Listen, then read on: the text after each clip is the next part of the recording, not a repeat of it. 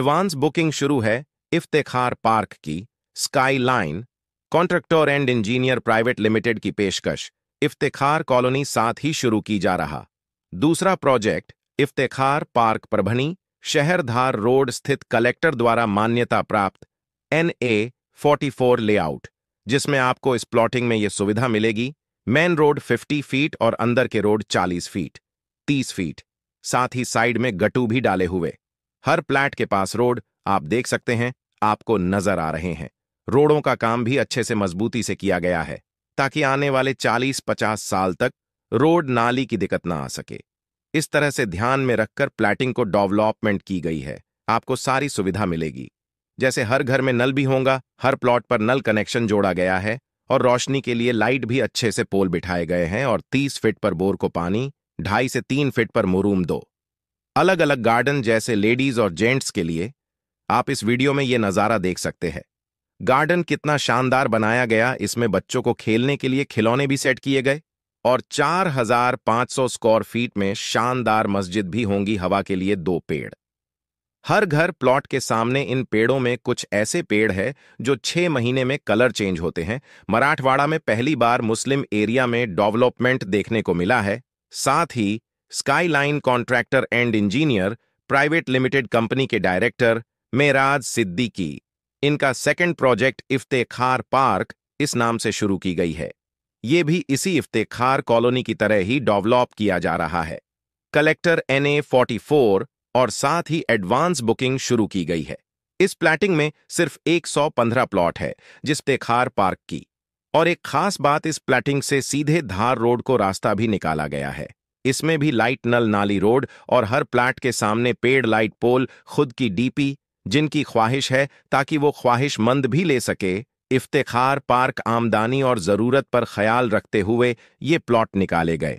आप भी एक बार जरूर जाकर देखें और अपने सपनों को पूरा करें। जानकारी के लिए मौलाना अब्दुल रशीद नदवी, इन्हें 9997077513 इस नंबरों पर कॉल करके जानकारी हासिल कर सकते।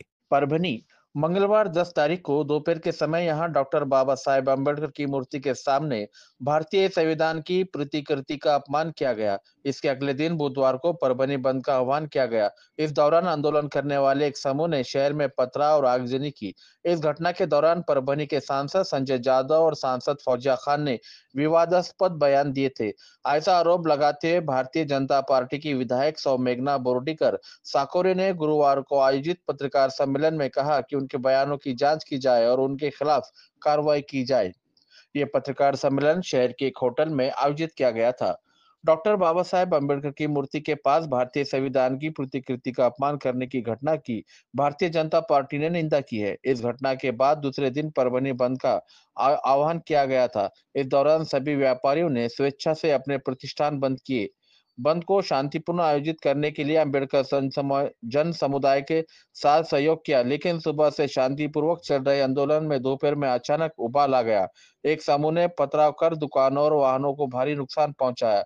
इस दौरान कुछ वाहनों में आग लगा दी और दुकानों में रखे सामान को जला दिया गया। लेकिन ये जमाव अचानक कहां से आया और क्या ये किसी के निर्देश पर हुआ, इसकी जांच की जानी चाहिए। हिंसक हो गए इस जमाव को शांत करने के बजाय जिले के दोनों सांसदों ने दिल्ली में बैठकर सांप्रदायिक विद्वेष फैलाने वाले बयान दिए। शायद उनके इन बयानों के कारण ही कुछ लोगों ने जानबूझकर ये घटना अंजाम दी। ऐसी आशंका विधायक मेघना बोर्डीकर ने इस मौके पर व्यक्त की। इसके लिए इस मामले की गहन जांच की जाए और संविधान का अपमान करने वाले मुख्य सूत्रधार को ढूंढकर उसके खिलाफ कठोर कार्रवाई की जाए, ऐसी मांग विधायक बोर्डीकर ने की। किस तरह की प्रतिक्रिया दी है इस पत्रकार परिषद में, आइए सुनते हैं उन्हीं की जुबानी।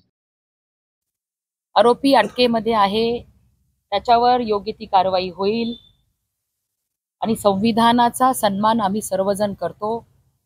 कधीही जनता पार्टी, नरेंद्र मोदीजी, देवेंद्र फडणवीस साहेब आणि आम्ही सर्वच भारतीय जनता पार्टीचे कार्यकर्ते हे नेहमी आदर सन्मान आम्ही संविधानाचा करतो। संविधान गौरव यात्रा सुद्धा आमच्या भारतीय जनता पार्टीची काही दिवसामध्ये निघणार आहे। अशा वेळी ती घटना घडल्यानंतर आमच्यासारखे संविधानाला मानणारी आणि जिल्हाभरातून सर्वच मंडळींनी ही घटना घडल्या आपल्या शहरातल्या सुद्धा व्यापारी बांधवांनी घटनेची तीव्रता लक्षात घेता, आंबेडकरवादी बांधवांच्या भावना लक्षात घेता तात्काळ आपली सर्व दुकानं बंद केली 10 डिसेंबरला. परत परभणीतल्या सर्व मंडळींनी ठरवलं की आपण 11 डिसेंबरला ह्या घटनेचा निषेध दर्शविण्यासाठी परभणी बंदचं आवाहन केलं. त्याला सुद्धा सर्वांनी चांगला प्रतिसाद दिला. शांततेमध्ये परभणी बंद चालू होता. बौद्ध समाज नेहमी शांतता प्रिय राहिलेला आपण बघितलेला आहे. जिल्हाभरातल्या बौद्ध समाज आणि संविधानावरती विश्वास असलेल्या, संविधानाचा आदर करणाऱ्या सर्वांनी त्या बंदला चांगला प्रतिसाद दिला. व्यापाऱ्यांनीही सुद्धा कडकडीत बंद सगळीकडे ठेवला असताना ह्या गोष्टीचा फायदा घेत जातीय तेढ निर्माण करण्यासाठी काही समाजकंटकांनी जो प्रकार शहरामध्ये केला तो निंदनीय आहे. खरं तर काल ही घटना घडल्यानंतर आपल्या जिल्ह्याचे खासदार बंडू जाधव साहेब व फौजिया खान यांनी जे स्टेटमेंट केले त्यांच्या स्टेटमेंटमुळे काही मंडळींनी हा प्रकार तर केला नसेल याची सुद्धा सखोल अशी चौकशी झाली पाहिजे ही आमची मागणी आहे. आणि त्यांनी जे स्टेटमेंट केले की सकल हिंदू समाजाच्या मोर्चातल्या काही मंडळींनी हा प्रकार घडून आणलेला आहे असं त्यांनी बोललेले आहेत. तेव्हा की त्या मोर्चाला बौद्ध समाजाचा सुद्धा पाठिंबा होता. बौद्ध समाजाचे आमचे समाज बांधव त्या मोर्चामध्ये आमच्या सोबत प्रत्येक ठिकाणी प्रत्येक तालुक्यामध्ये आपल्याला पाहायला मिळतील. शहरामध्ये सुद्धा मोठ्या संख्येने समाज होता. काही भंतेजींनी सुद्धा ह्या मोर्चाला आपलं समर्थन देण्याचं पत्र सुद्धा आमच्याकडे दिलेलं आहे. आणि मग केवळ जातीमध्ये द्वेष निर्माण करणे, शांतता भंग करणे हा उद्देश ह्या एका जबाबदार व्यक्तींनी असं स्टेटमेंट करून लोकांच्या भावना भडकवण्याचं काम ही मंडळी करतात. आणि त्यांच्या स्टेटमेंटनी किंवा ते उद्रेक करणारा, तुम्ही सर्वजण त्या दिवशी रस्त्यावर होतात, शांततेमध्ये सगळं चालू असताना 12-12:30 नंतर काही टोळक्यांनी, काही ग्रुपनी, काही लोकांनी घरामध्ये यापूर्वी आपल्याला कधी बघायला मिळालं नव्हतं. त्यांच्या खांद्यावर बंदूक ठेवून कुणीतरी हे षडयंत्र करतंय का याचा तपास झाला पाहिजे. आणि केवळ सकल हिंदू समाजाच्या मोर्चाला गालबोट लागावं म्हणून त्या दोघांनीही केलेले स्टेटमेंट, वक्तव्य हे त्यांनी क्षमा मागावी आणि त्यांच्यावर ती कारवाई झाली पाहिजे ही आमची सर्वांची मागणी आहे. दाखल करावा ही माझी मागणी आहे. कारण त्या स्वतः एक महिला आहेत. 3-4 दिवसापूर्वी शहरामध्ये एका मुलीवर जी तिची छेड करण्यात आली त्याच्याबद्दल त्यांनी कधी काही स्टेटमेंट केलं नाही. त्या काल घडलेल्या घटनेमुळे ज्या पोलीस कर्मचाऱ्यांना मार लागलेला आहे, ज्या व्यापाऱ्यांचं नुकसान झालेलं आहे त्याच्यावरती ह्या लोकांनी काही स्टेटमेंट केलेलं नाही. आणि केवळ सकल हिंदू समाजाचा यशस्वी मोर्चा ह्यांना देखवत नाही म्हणून त्यांनी हे असे वक्तव्य केलेले आहे हा माझा आरोप आहे. आणि त्यांनी बांगलादेश येथील मायनॉरिटीवर होत असलेले अत्याचार, म्हणजे त्यांना हिंदू शब्द घेण्यामध्ये सुद्धा तिथे सुद्धा त्यांचा द्वेष दिसून येतोय.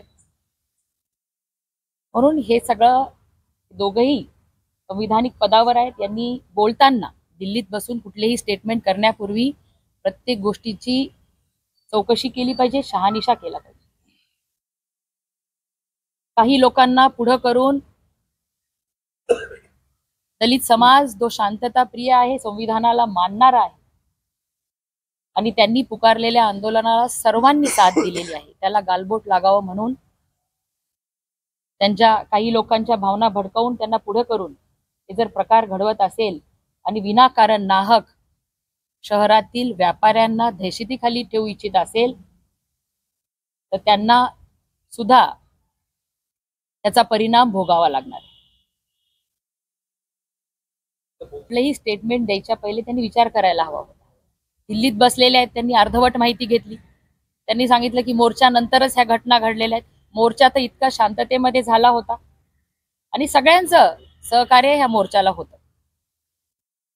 शांततेमध्ये 12-12:30 पर्यंत शांततेमध्ये बंद चालू होता, पण काही ठराविक लोकांनीच हा प्रकार घडून आणलेला आहे.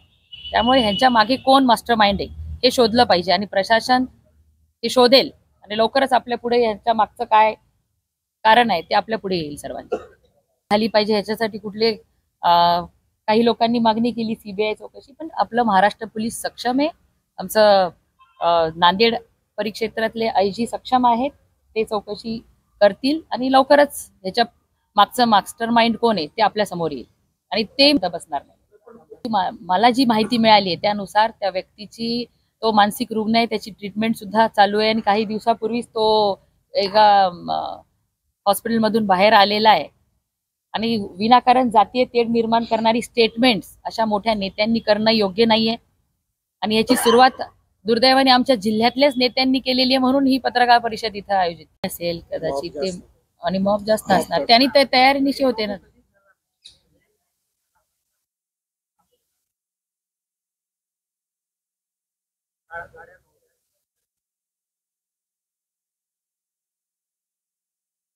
नाही, याच्यात पोलीस आणि जिल्हाधिकारी यांचा समन्वय कमी पडलेला आहे, म्हणून ही परिस्थिती हाताबाहेर गेलेली. त्यामुळे त्यांच्यावर कारवाई होईल.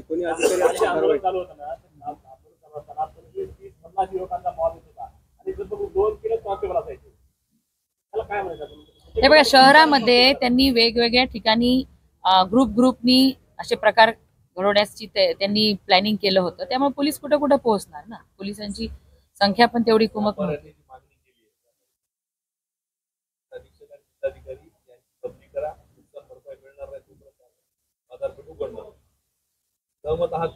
कालच मुख्यमंत्री महोदयांशी सांगितलेले की ह्या दोघांच्याही त्यांनी परिस्थिती व्यवस्थित हाताळली नाही, म्हणून ही घटना घडलेली. त्यांच्या योग्य ती कारवाई होईल.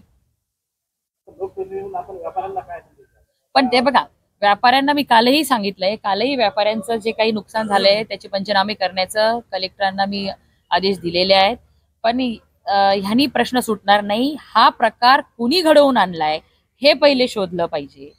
त्यांची बदली करणं किंवा आणखीन एक्स्ट्रा फोर्स मागून ठेवला असता किंवा हे तर वेगळी गोष्ट आहे, पण हा पर्पजफुली शांतता भंग करण्यासाठी आणि केवळ भाजपवर, सरकारवर, सकल हिंदू समाजाच्या मोर्चावरती नावबोट ठेवण्यासाठी हा प्रकार घडून आणलाय, हा आमचा आरोप.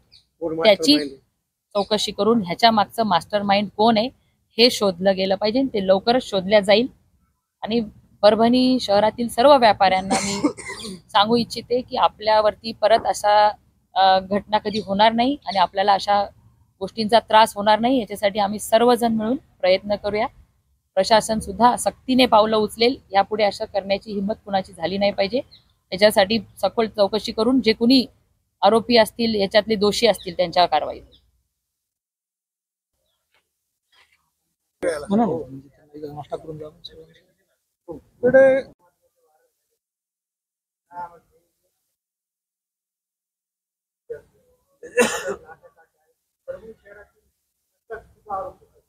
मग हे बघा, ज्यांनी हे महाराष्ट्रातलं आणि परभणीतलं वातावरण शांतता इथली भंग करायची हा उद्देश सगळ्यांना आपल्या पुढे येऊन जाईल.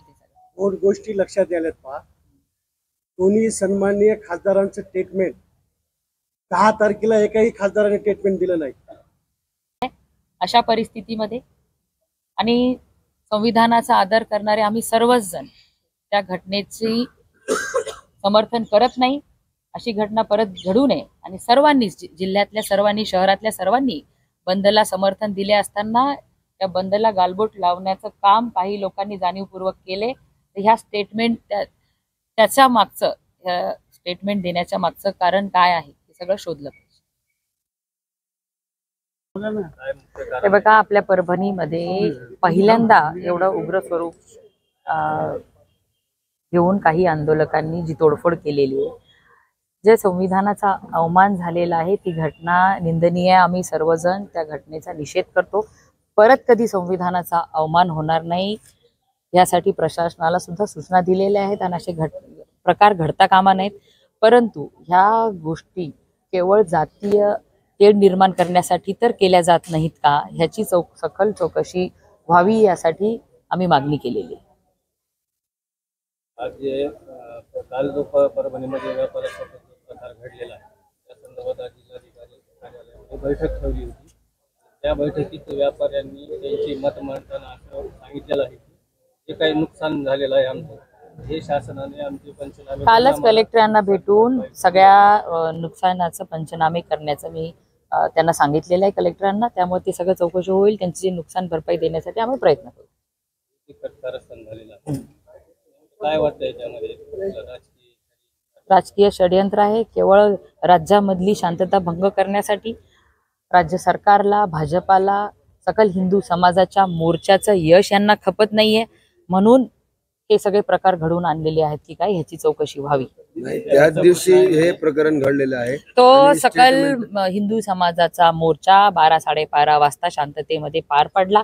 त्यानंतर रोज प्रमाणे सगळे मार्केट उघडे झालं आणि 4-4:30 वाजता हा जो प्रकार घडला तो प्रकार ह्या मोर्चातल्याच व्यक्तीने घडवला असं स्टेटमेंट सन्मान्य फौजा खान यांनी दिलेलं आहे. हे अत्यंत चुकीचं आहे.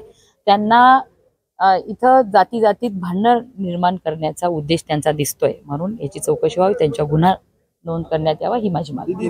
आपल्याला माहित, आपल्याला असं वाटत नाही का की झाली की जे काही झालं त्यावर अधिकारी कंट्रोलमध्ये होते? अधिकाऱ्यांनी ते जर कमी पडले असतील, त्यांची दिरंगाई झाली असेल तर त्यांच्यावर कारवाई होईल. संविधानाच्या प्रतिकृतीचे असं अवमान होते आणि त्यात महापुरुषांच्या पुतळ्यांचा सुरक्षा आयोगावर याबद्दल काय सांगा? हे बघा, हे प्रकार घडता कामा नये. संविधानाचा सर्वांनी आदर सन्मान केला पाहिजे. आम्ही सर्वजण आदरणीय पंतप्रधान नरेंद्र मोदीजी नेहमीच, देवेंद्र फडणवीस साहेब नेहमीच आणि आम्ही सर्व भारतीय जनता पार्टीचे कार्यकर्ते या देशामधला प्रत्येक जण संविधानाचा सन्मान करतो, आदर करतो. आणि असे तो तर मानसिक रुग्ण होता ज्या व्यक्तीने हा प्रकार घडला, तो प्रकार केला. त्यामुळे त्याच्यावर तर कारवाई, कायदेशीर कारवाई होईल, कठोर कारवाई झाली पाहिजे अशी आमची मागणी आहे. त्यामुळे ते होणारच आहे. हे प्रकार परत त्यांच्याकडे डॉक्युमेंट्स त्यांच्या आलेले आहेत असं कलेक्टरांनी सांगितलं. जनजागृती व्हावी दिली संविधानाच्या बाबतीत. हे बघा, भारतीय जनता पार्टीने एक कार्यक्रम हाती घेतलेला आहे, संविधान गौरव अभियान. त्या माध्यमातून आणि भारतीय जनता पार्टी अनेक वेगवेगळे कार्यक्रम संविधानाच्या गौरवासाठी घेत असतं, वारंवार घेत असतं. आम्ही आमच्या परीने प्रयत्न करतो, पण इतरांनीही केले पाहिजे. आणि ज्यांना ही शांतता भंग करायची आहे ते लोक हे असे काही 5-50 लोकांना पुढे करून करतात. उलट बौद्ध समाज एवढा शांतता प्रिय समाज आहे, नेहमी शांतीचा संदेश देणाऱ्या गौतम बुद्धांच्या शिकवणीवर चालणारा समाज आहे. ज्या डॉक्टर बाबासाहेब आंबेडकरांनी संविधान आपल्याला दिलं त्या संविधानाचा आदर करत ते संविधानाला आचरणात आणणारा बौद्ध समाज आहे. त्यांच्याकडनं तर असं कधी होणार नाही. पण काही 5-50 लोकांना पुढं करून, काही त्यांच्या हातून चुकीचे कामं करून घेऊन या सगळ्या शांततेत चाललेल्या आपल्या बंदला भंग करण्याचं काम ते लोकांनी केले. अनेक लोकप्रतिनिधी कोणी उपलब्ध असताना किंवा नसताना सुद्धा भेट दिली नाही या दगडफेकीनंतर. मी भेट दिली ना, काल दिवसभर मी इथे होते. आता ते त्यांचं आहे. मी व्यापाऱ्यांना विनंती करू इच्छिते की कुणी घाबरून जायचं काम नाही. यापुढे असे प्रकार होणार नाहीत यासाठी प्रशासन सतर्क आहे आणि आम्ही सर्वजण आपल्या पाठीशी आहोत. आपलं झालेलं नुकसान भरपाई मिळवून देण्यासाठी मी प्रयत्न करेन. नागरिकांनाही की कुणीही कायदा सुव्यवस्था आपल्या हातात घेऊ नये. सगळ्यांनी शांततेने, संयमाने प्रत्येक वेळी सगळ्यांना सहकार्य करावं. प्रशासन नाही, पोलीस सगळे शहरामध्ये पेट्रोलिंग करत होते. वेगवेगळ्या महिलाच पुढे लागतात, त्यामुळे तो प्रकार घडला. पण काही हरकत नाही, यापुढे अशा प्रकार घडून यासाठी प्रत्येक पुतळ्यापाशी पोलीस बंदोबस्त 24 तास ठेवण्यात आला पाहिजे. या संदर्भात काय?